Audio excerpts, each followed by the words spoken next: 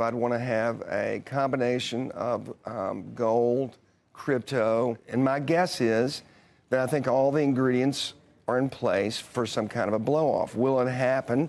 Again, history rhymes a lot, so I would think some version of it is going to happen again. Right. If anything now is so much more potentially explosive than 1999. 1999, we were looking at a rate hike in November. Now we're looking at a rate cut.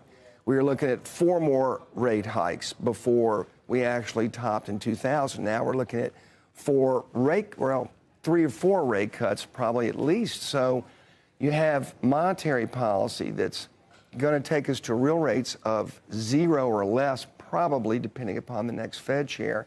And then the big difference is, obviously, fiscal policy. We had a budget surplus in 99, 2000. Now we've got a 6% budget deficit. So that combination, that fiscal monetary combination, is a brew that we haven't seen since, I guess, the post-war period, early 50s, something like that. And that was crazy times, right, coming out of the war. Well, you think that most people who are watching us now, you need to be in this market now. But then the question, as I said, is you have to jump off the train before the train crashes. If you're suggesting the train is going to crash.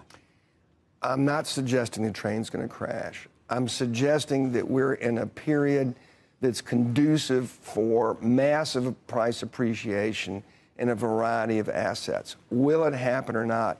I don't know. There's, if you kind of just look, if you just think about the leverage that we had in 1999, you look at margin debt, and then you look at today margin debt, but you have to throw in leverage ETFs because people don't use margin like they did back then.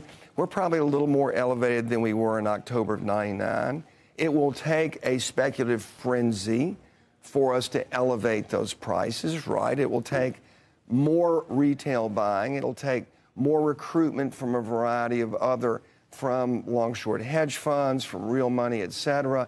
It'll take a combination of those things. It's not going to go up without flows and without a story. The story's there. It's the combination of the most unique and aggressive fiscal and monetary conditions that we've ever seen. Okay, if you're right, who are the winners then in that, and who are the losers? I would say the biggest winners are gold. I think it's up 46, 47%.